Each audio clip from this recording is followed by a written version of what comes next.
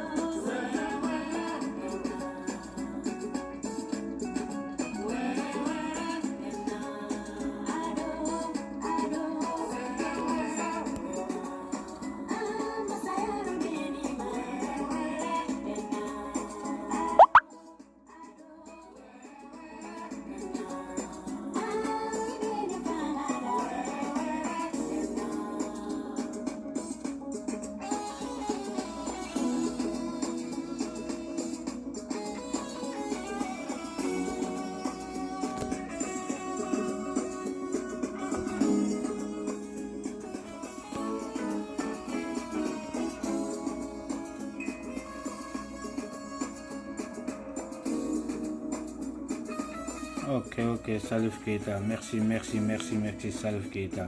C'était le loin du président Alassane Dramane Ouattara. Pensé par le chanteur malien Salif Keita. Bon, ce soir on est là pour parler du bilan, du progrès que le président Alassane Dramane Ouattara a fait dès qu'il a accédé à la magistrature suprême de la Côte d'Ivoire. Et puisque les politiciens de la Côte d'Ivoire sont en train de parler que le pays n'avance pas, il n'a rien fait, tout ça, bon, donc ce soir on est là pour voir s'il a travaillé ou bien s'il n'a pas travaillé. Donc comme ça on peut voir. Donc comme il y a un politicien déjà moriféré qui parle que le pouvoir en place a eu des corruptions, traité des bédiers, ils sont en train de faire de la diffamation. Le professeur Bamba Morifré, qui est en train de faire des accusations ou bien qui est en train de relater des faits que le pouvoir est en train de faire de la corruption, de la dictature. Donc il n'y a pas de travail, la monopolisation du pouvoir par le président Alassane Dramane Ouattara. Bon, d'après ce que le professeur Bamba Morifré a dit, on va l'écouter un peu, puis après on va continuer sur l'allocution, mon allocution, ok? Voilà. L'utilisation du pouvoir, que le pouvoir veut rester, parce qu'il faut qu'il le conserve. C'est de là qu'il s'agit, c'est de ça qu'il s'agit. On vient d'assister récemment à la nomination de la nièce du président de la République comme directrice générale adjointe d'une société gestocide. Voilà de quoi il s'agit. Mais pour que le peuple se mobilise, il faut que les politiques et vous les journalistes aussi, vous puissiez éclairer le peuple. Et c'est ce travail que nous faisons aujourd'hui en apportant les informations et en vous indiquant les tenants et les aboutissants. Parce qu'en réalité, tout se tient. C'est parce que le régime veut nous détourner de notre lutte pour le changement en Côte d'Ivoire qu'il invente et il accuse Bédier de façon grossière et mensongère. Ok, ici, on va arrêter ici, là, on va voir. Bon, ici, le professeur Morifré Bamba a dit que le président a nommé sa nièce comme directrice adjointe d'une société et il est en train d'accuser le président Bédier de toutes sortes. Bon, la nomination de sa nièce comme directrice adjointe, ça, c'est pas la première fois, Côte d'Ivoire. On a vu ici le président Bédier, quand il était président, lui et son fils monopolisaient le marché du riz en Côte d'Ivoire et que le riz était cher en Côte d'Ivoire. On a vu ça. Et qu'on a vu sur le président Babo, lui, sa femme, Nadi Bamba, qui est multimilliardaire aujourd'hui. On a vu ça comme un simple journaliste peut être multimilliardaire. Hein? On a vu ces trucs-là ici. Hein? On a vu, donc, c'est pas aujourd'hui que tu vas venir dire que le président Ouattara a fait ça, a fait ceci, cela. On est là pour parler du travail. Est-ce que le monsieur travaille ou bien le monsieur ne travaille pas? C'est de ça qu'il s'agit. Hein? Maintenant, s'il a nommé sa nièce et que sa nièce est compétente, hein, bon, il n'y a pas de problème. Ce n'est pas la fonction publique, c'est une société privée où sa nièce a été nommée. La société n'appartient pas au président Ouattara, n'est-ce pas? Donc, on va essayer de voir si le président Ouattara a travaillé ou bien n'a pas travaillé en Côte d'Ivoire. On va voir dès qu'il est venu au pouvoir. Donc, on va essayer de voir d'abord. Bon, ici, on va voir s'il y a eu du travail.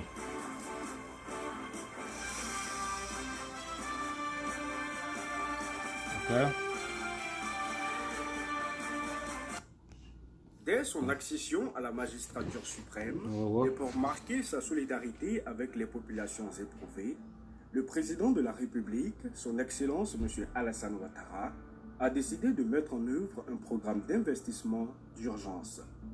Il s'agit de sauver le réseau routier ivoirien mort par le renforcement de 1000 km de routes révertues par an pour un coût de 150 milliards de francs CFA.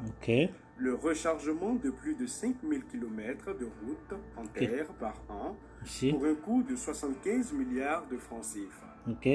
La création de routes neuves revêtues de 200 à 300 km par an. Le prolongement de l'autoroute du Nord jusqu'à la frontière du Burkina Faso. La construction des gares routières modernes à travers Abidjan et les grandes villes de l'intérieur.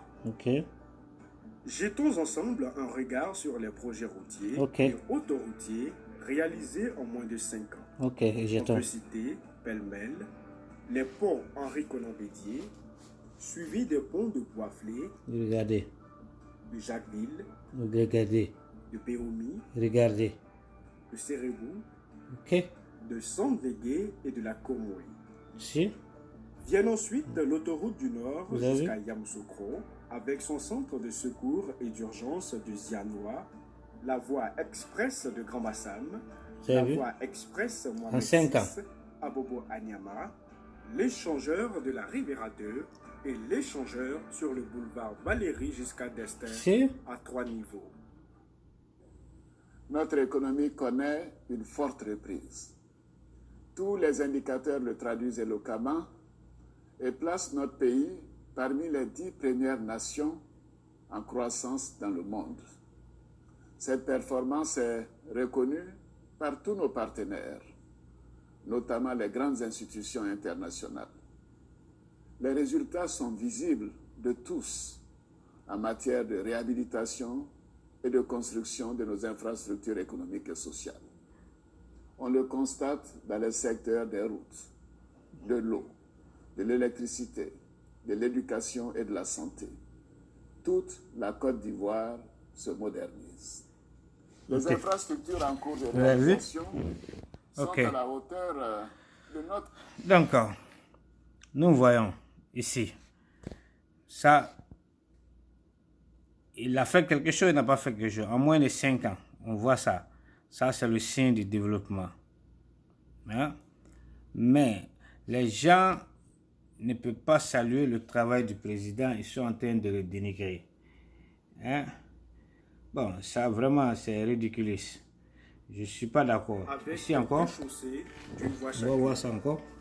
Ça continue. Chose qui permet d'améliorer le trafic sur les itinéraires Yamoussoukro-Daloa et Daloa-Zienoula. Et par ricochet, faciliter la circulation des personnes et des biens tout en contribuant à réduire les risques d'accidents. Ça, c'est la Côte d'Ivoire moderne. Le pont de Jacquesville, baptisé pont Philippe Grégoire Yassé, du nom de l'ancien président de l'Assemblée nationale, illustre fils de la région.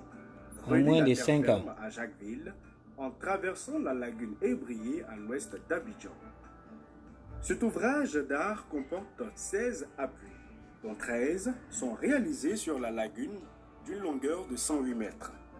Il va aussi contribuer au développement du tourisme, du commerce et de l'industrialisation de la région. Dieu merci. Ok. Des années, 65 ans, comme on le dit, hein. Moi, je n'étais pas encore née. Et Dieu a fait que c'est un long projet. Mais Dieu a voulu que cela se réalise par l'actuel président Alassane Ouattara. Nous lui disons merci. Voilà. Depuis 65 ans, comme les parents l'ont Vous avez dit, vu? on a souffert. Il y a eu des denrées. Le bac nous a causé beaucoup de tort. Aujourd'hui, on vient de nous libérer. En tout cas, c'est un moment de joie pour nous. Avec ce pont, c'est la libération. C'est pas moi qui le dis, hein. C'est la population même qui le dit. Et ça, c'est le village du Philippe Grégoire Yassé, ancien président de l'Assemblée, ancien leader de compagnie du président Félix Houphouët-Boigny, et qui est membre fondateur du PDCI. Et lui, ça, c'est son village. Mais aujourd'hui, vous voyez ça, Bédia était présent. Il n'a pas fait ça. C'est à Bémi aussi. On veut voir ça. Il permet d'améliorer la fluidité routière, rapprocher plus les villages séparés et mettre fin au désagrément. Le pont de Béomi sur le Bandama mesure 304 mètres de long, avec des appuis qui vont jusqu'à 20 mètres de profondeur dans le fleuve Bandama, avec 7 travées pour une largeur de 10 mètres et des chaussées de 7,5 mètres dans les deux sens. Les populations poussent un ouf de soulagement car leur région est enfin désenclavée. Ok. On continue. La mise en service du pont Sérébo-Bassawa permet de relier l'Ifou, centre-est, le Béké, centre, le Gontougo, nord-est et le Hambol, centre-nord. Long de 152 mètres, il est constitué de 2 fois une voie de 7 mètres et de 4 travées de 37 mètres. À travers ce pont, à partir de Boaké, en passant par Satama Sokoro, Satama Sokora, Bassawa, on arrive à Sérebou. Boaké, en passant par également Bayakro, Prikro, Famienkro, on arrive à Sérebou. Par Lifou, en passant par Prikro, Famienko, on arrive également à Sérebou. Et par le Gontougo, en passant par Bondoukou, Tanda, Sandégué, on arrive à Sérebou et on accède au pont. Voilà. Mis en service en décembre 2014, il permet un gain de plus d'1 heure de trajet entre les 2 quartiers traversés par la lagune Ébri. Sa réalisation, cofinancée par l'État de Côte d'Ivoire et la Banque mondiale, s'inscrit dans la mise en œuvre de la composante désenclavement et appui à la commercialisation de la production agricole et du projet de renaissance. On a vu ça aussi. Ça, c'est l'œuvre du président Alassane Dramane Ouattara. Mais les gens ne veulent pas reconnaître que le monsieur, c'est un travailleur. On ne veut pas reconnaître que le monsieur travaille. Bon, ici aussi. L'ouverture de l'autoroute du Bassam est un atout incommensurable pour la zone franche qui est devenue accessible depuis Abidjan en seulement 10 minutes de route. De quoi attirer les investisseurs, les usagers et les visiteurs. La construction de l'autoroute de Grand Bassam est un acte majeur dans la relance de l'économie ivoirienne. Il permet de valoriser le grand potentiel touristique de la ville de Grand Bassam et des cités balnéaires voisines. L'autoroute de Grand Bassam possède le trafic le plus important en Côte d'Ivoire, avec 13 000 véhicules par jour, et pourra atteindre potentiellement 20 000 d'après une étude du ministère des infrastructures économiques. Écoutez, vous avez vu? D'un coût total de 137 milliards de francs CFA, le projet de prolongement de l'autoroute Saint-Grobo à Yamoussoukro a été financé par l'État ivoirien avec l'appui financier de bailleurs internationaux. L'autoroute du Nord, reliant Abidjan et Yamoussoukro, est un vœu du premier président ivoirien, Félix Houphouët-Boigny, pour permettre le développement dans les régions traversées par cette voie. Cette nouvelle voie Abidjan-Yamoussoukro, longue de 230 km contre 243 km auparavant, présente désormais des garanties de confort et de sécurité pour les usagers. Voilà. L'usager est appelé à payer un droit de passage à 2 stations. Un système de vidéosurveillance installé, Aussi, le renforcement de la comme dans les pays blancs. des patrouilles mixtes, de jour comme de nuit, des forces de l'ordre et un équipement des centres de premier secours d'Abidjan. Situé à 120 km d'Abidjan, de Yamoussoukro et de Gagnoa, ce centre a une position géographique qui permet une prise en charge des accidentés en un temps record, ce qui contribue à sauver de nombreuses vies humaines. Il s'agit là d'une réalisation qui s'inscrit parfaitement dans les priorités de notre pays. Vous avez vu ce que le monsieur est en train de faire, moins de 5 ans. Mais les gens ne veulent pas admettre ça. Ils ne veulent pas féliciter son travail. C'est un travailleur. Environ 150 personnes, Monsieur, un bâtiment administratif, le monsieur, c'est un travailleur. de carburant à 10 pompes. Ici aussi, regardez. D'un coût de 7,5 milliards de francs CFA et bâti sur une superficie de 15 hectares, le CSU de Zianois permet d'accroître significativement les moyens d'une prompte réaction pour sauver des vies humaines. C'était quelque chose d'inattendu pour la population du département de Tchassalé d'avoir un centre de cette dimension qui va permettre que les populations qui sont sur cette autoroute-là soient plus sécurisées.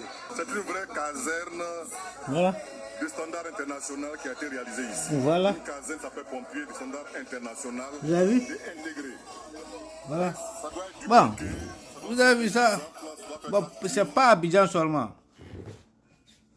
Long de 1,6 Ce n'est pas Abidjan km seulement. en 2 fois 3 voies, le pont baptisé Henri Konan Bédié est Voilà. le pont le plus long de la Côte d'Ivoire. Un pont pour Abidjan aussi. Il permet un gain de plus d'1 heure de trajet entre les 2 quartiers traversés par la lagune et Brilly. Ce pont permet de désengorger les 2 autres ponts de la ville, situés plus à l'ouest. Sa construction s'accompagne de celle d'un nouvel échangeur à 3 niveaux sur le boulevard Valéry Giscard d'Estaing. La réalisation de cet échangeur à travers l'aménagement de ces bretelles d'une longueur totale d'environ 2700 mètres avec 6 ouvrages d'art, des ouvrages de drainage et d'assainissement, ainsi que l'éclairage et la signalisation contribuent. Il faut reconnaître le travail du président Ouattara. Puis à améliorer les conditions de circulation dans le district d'Abidjan. Cet échangeur a permis en outre d'améliorer substantiellement la sécurité des usagers et lutter contre la pauvreté. C'est donc une 3e liaison translagunaire de 6,7 km entre Riviera et Makori qui présente une forte nécessité économique, désengorger les ponts Charles de Gaulle et Houphouët-Boigny. Voilà. Le carrefour de la Riviera 2, qui est le point de croisement entre le boulevard Mitterrand et la voie reliant Anono à Atoban, a permis de réduire les embouteillages.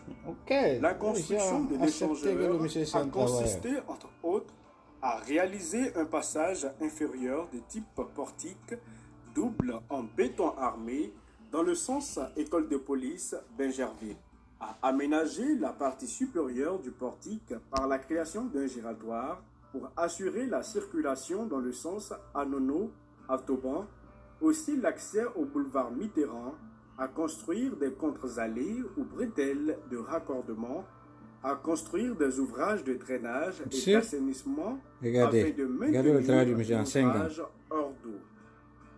Adieu les embouteillages interminables aux heures de pointe. En 5 ans. Quelques minutes de Makori, l'on peut facilement joindre la Riviera. Facilement. Cette fluidité a un impact évident sur les activités socio-économiques.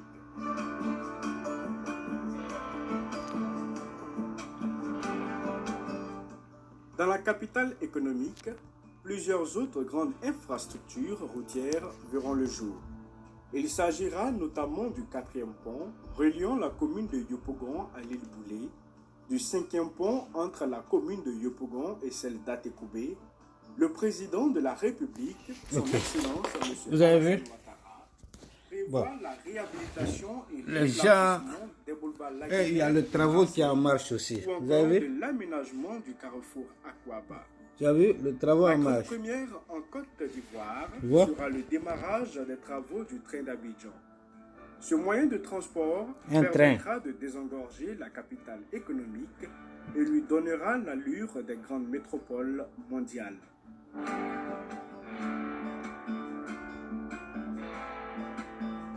Le monsieur, c'est un bosseur.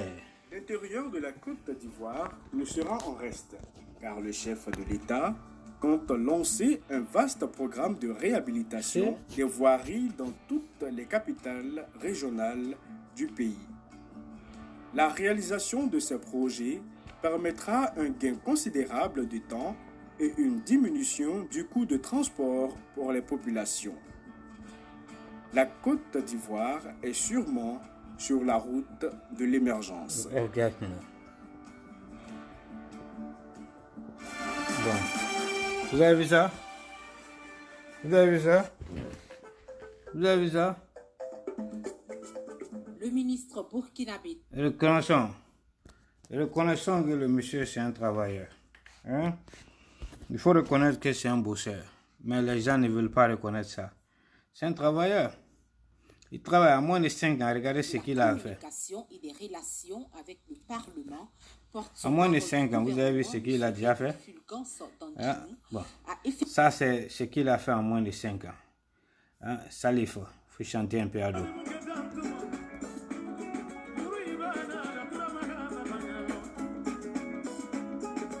Bon. Et les gens disent que le monsieur, il ne travaille pas. Parce que ça, c'est sérieux. On doit reconnaître son mérite.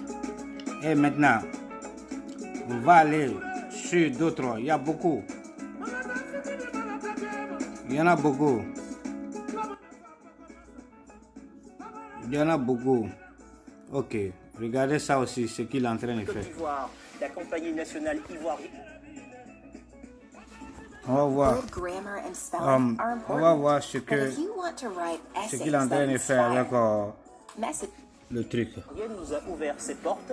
Vous allez découvrir les piliers de sa stratégie pour rayonner dans le ciel africain, du tarmac de l'aéroport d'Abidjan en plein travaux d'agrandissement au cockpit du tout nouvel A320. Voilà, regardez.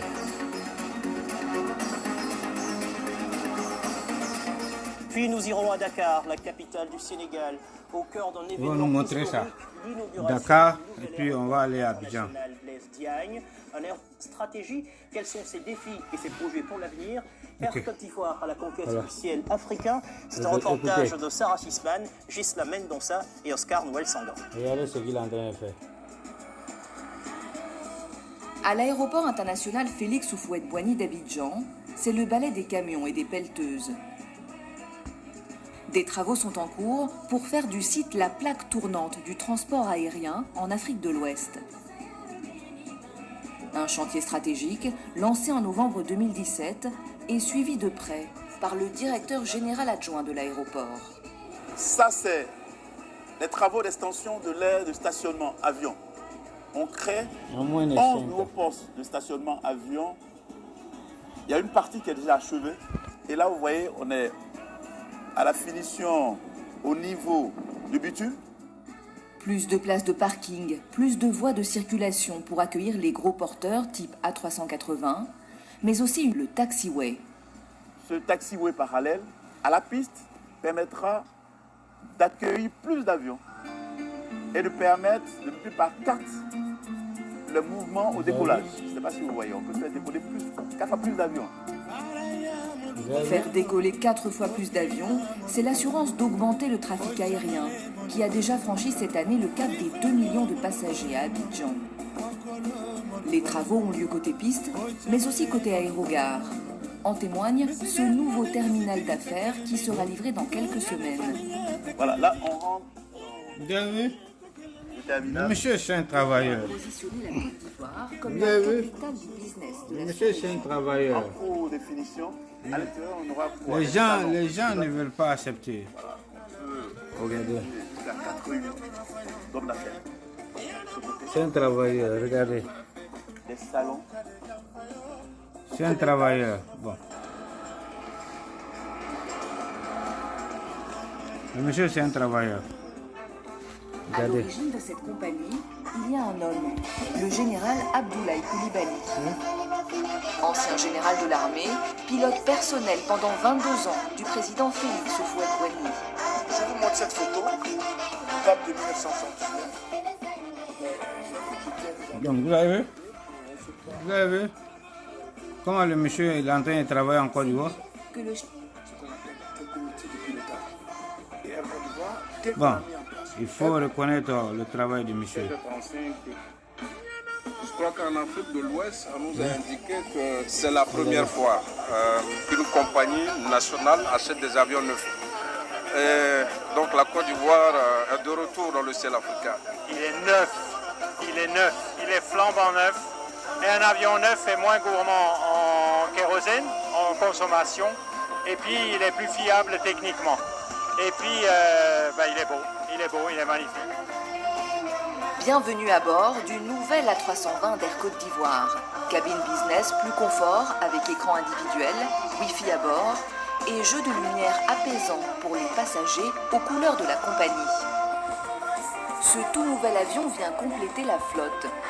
6 Airbus A320, 4 bombardiers Q400. Miser sur des avions performants et sûrs, c'est l'un des piliers de la stratégie de la compagnie ivoirienne.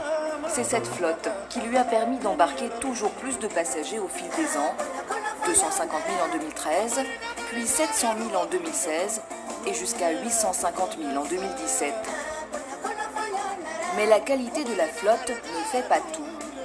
Pour s'imposer dans le ciel africain, Air Côte d'Ivoire mise aussi sur une organisation rigoureuse.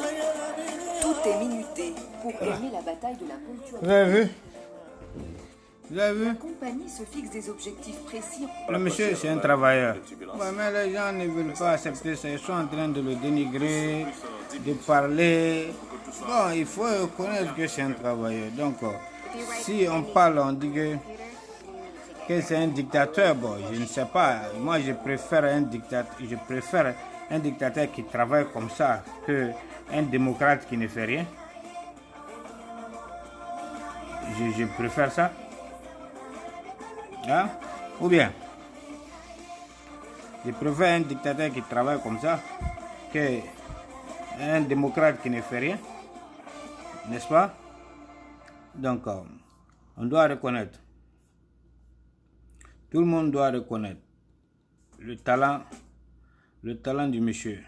Et qu'on sait que c'est un travailleur. C'est pourquoi les Blancs même le veulent. Même les Ivoiriens doivent être fiers d'avoir un homme comme ça. Et qu'on doit vraiment le soutenir, je crois bien. Parce que c'est un travailleur. C'est un travailleur. Qu'il revient de coordonner ce ballet très minuté. On appelle un peu les chefs d'orchestre. Bien. On doit Bon.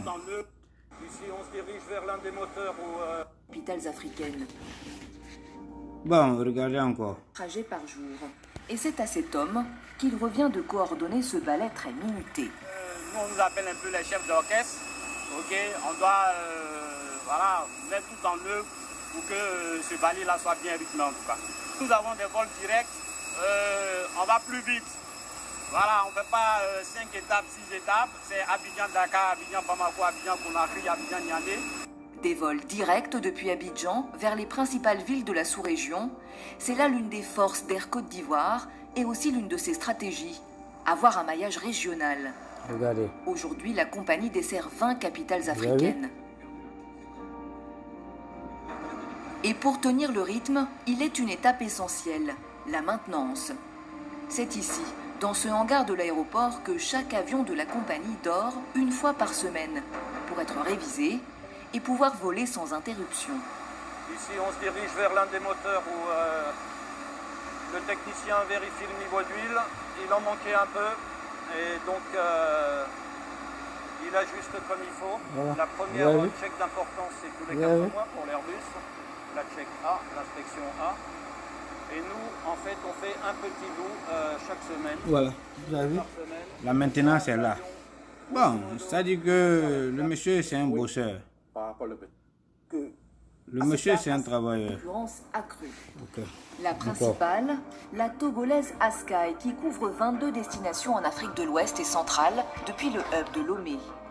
Elle s'appuie pour son développement sur un partenaire et un actionnaire important, Ethiopian Airlines. Et puis il y a la toute nouvelle compagnie Air Sénégal qui devrait ouvrir ses premiers vols régionaux début 2018. Il y a des discussions en cours avec chaque nouvelle compagnie qui se crée, particulièrement Air Sénégal, pour voir comment on peut faire pour leur permettre d'opérer sans trop de dommages pour nous, mais pour le bénéfice pratiquement du public qui voyage. Donc de ne pas toujours concentrer sur une même route et puis qu'on fasse les mêmes horaires, mais qu'on discute pour dire, nous on a un avion à 7 heures. Le monsieur travaille. Le coût d'opération ici peut faire jusqu'à 50. Prévu au niveau régional, parmi lesquels Nouakchott en Mauritanie, le monsieur c'est un travailleur, ou bien. Bon, si je vois le professeur Bama Morifere qui est en train de parler, qui est en train de dénigrer le monsieur, en moins de 5 ans. Mais Air Côte d'Ivoire pourrait vendre les billets à ses clients. Tu vois. Pour aller sur le long courrier. Le long courrier. Voilà le prochain grand chapitre de l'histoire d'Air Côte d'Ivoire. Après s'être développée sur des vols domestiques et régionaux, la compagnie vise l'international. De quoi augmenter son chiffre d'affaires et s'inscrire encore davantage dans la durée. Vous avez vu? De retour en plateau avec nos invités, sur le plateau de haut vol ce soir. Voilà. Nous retrouvons Dario, direct. Le monsieur, c'est un travailleur. Satisfait du... Bon, et je pense qu'ils sont en train même de voir comment aller à l'international. Hein? Leur ambition est de construire... Bon, ça c'est au niveau des avions. Hein? On a vu les routes, hein? L'avion. Le monsieur c'est un travailleur. Et il dit que le domaine de la santé, que le monsieur n'a rien fait. On écoutait encore le professeur Bama Morifere. Le mensonge. Et que cela est fait dans un but de diversion pour nous détourner de la lutte sur tous les éléments dont je viens de vous parler. Voilà, alors, vous parlez de l'union de l'opposition. Vous nous voyez ensemble. C'est pas l'union, ça? Avant de s'unir pour présenter un candidat, il faut d'abord s'unir pour créer les conditions des élections. À la suite de ça, il nous sera beaucoup plus facile de nous unir. La question, ce n'est pas la question du candidat qui se pose aujourd'hui. C'est la question des élections démocratiques en Côte d'Ivoire. C'est la question de la gestion de la Côte d'Ivoire sur le plan de la démocratie, sur le plan de la richesse, sur le plan de la santé, sur le plan de l'éducation. On vous a cité tout à l'heure l'éducation et la santé, mais on n'est pas allé en profondeur. Vous savez comment l'école a reculé dans notre pays, comment les enseignants sont bafoués, comment le mérite est aujourd'hui au calendrier grec. Comment les faux diplômes pullulent. Ok, on arrête là. Maintenant, on va aller. Comme il parle de ça, la santé, on va voir si le président a fait quelque chose à propos de la santé. Ok? On va voir s'il a fait quelque chose à propos de la santé. Bon, on va voir.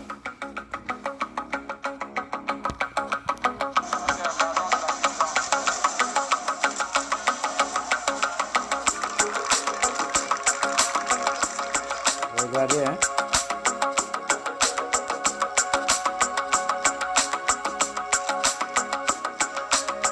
Vous avez vu?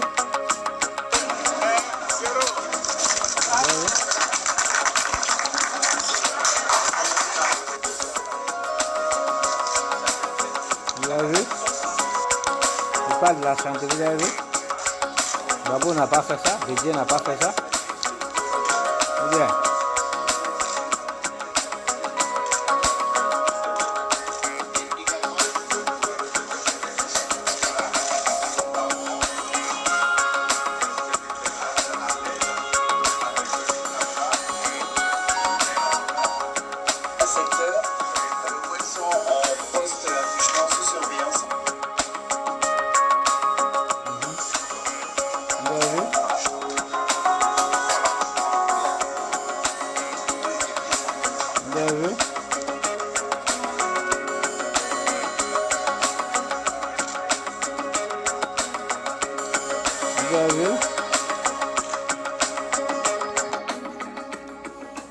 Vous avez vu? Ça, c'est le domaine de la santé. Vous avez vu?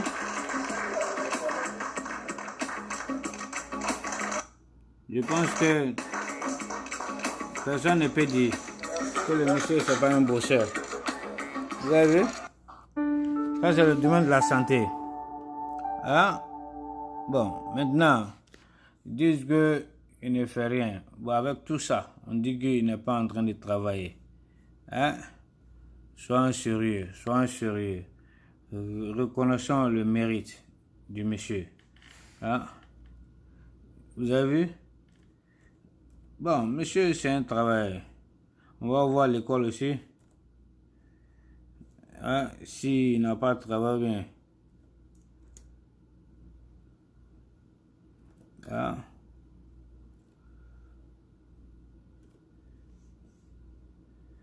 Hein?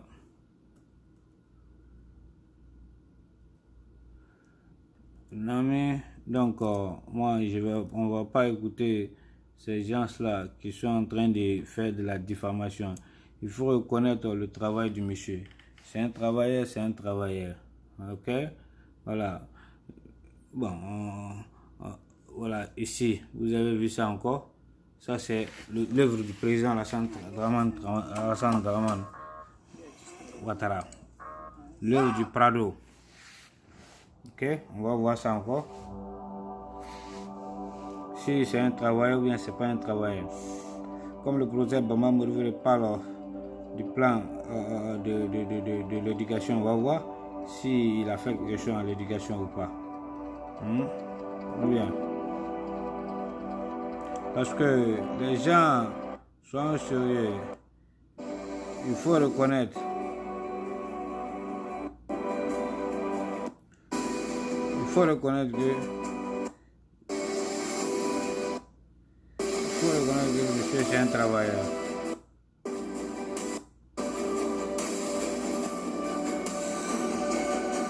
Regardez ça. Ça c'est l'université de San Pedro.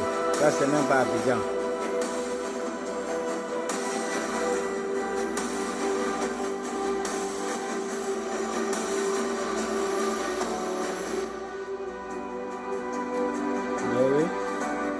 Vous avez vu? Vous avez vu?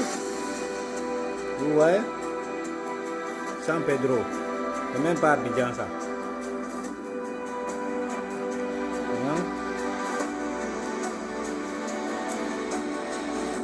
Ok. Vous avez vu? Bibliothèque. Ça, ce n'est même pas Abidjan. Ça, c'est à San Pedro. Et ils disent que le monsieur, c'est pas un bosseur. Avec tout ça. Ça, c'est l'université de San Pedro. Hein? Bon. Soyons sérieux. Soyons sérieux.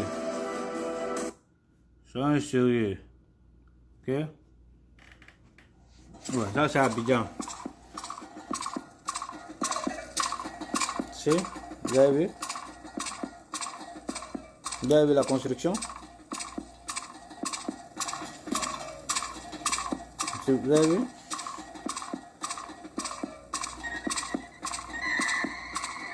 Vous avez vu? Ouais. Vous avez vu? Le monsieur c'est un bosseur. Hein? Le monsieur c'est un bosseur, mais les gens ne veulent pas reconnaître.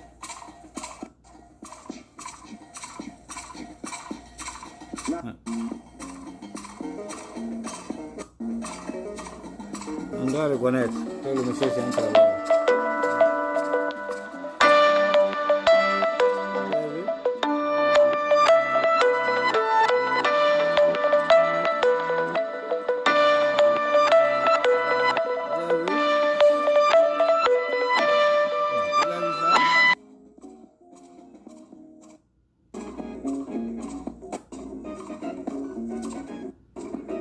Regardez.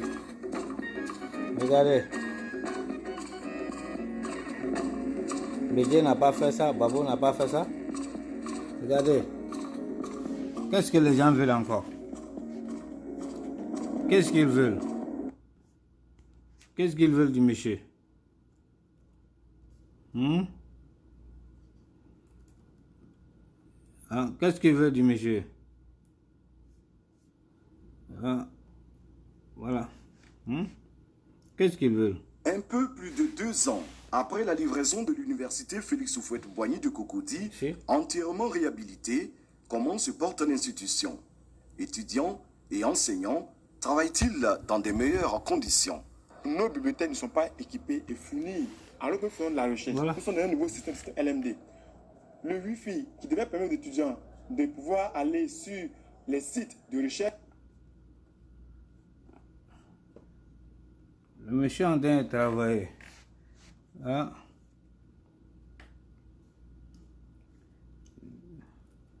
Mais on ne veut pas reconnaître.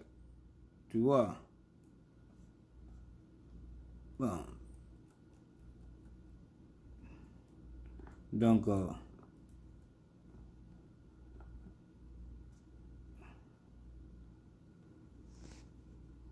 va voir.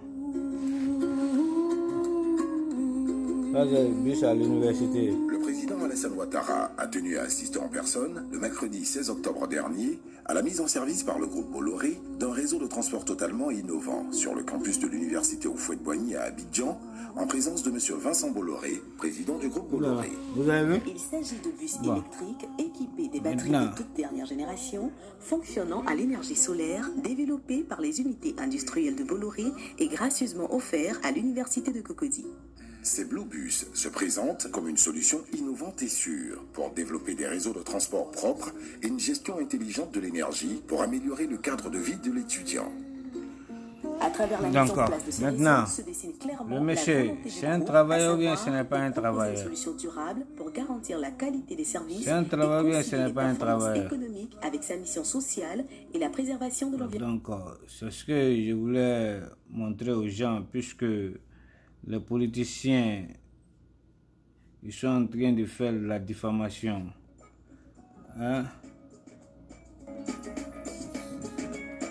Ça, il faut chanter.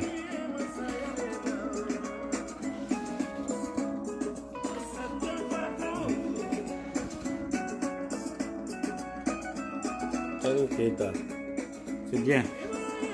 Bon, ça, c'était l'éloge du président Alassane Ouattara par le chanteur Salif Keita, parce que le monsieur c'est un travailleur, mais les gens ne veulent pas reconnaître. C'est un massacre. Voilà, il faut reconnaître. Okay. Donc, c'était mon allocution que je voulais présenter sur le monsieur c'est un travailleur ou il n'est pas un travailleur. Donc, c'était ça, sur ça, bon. Je pense que on va se laisser pour une autre vidéo, Inch'Allah. Okay? Ouais.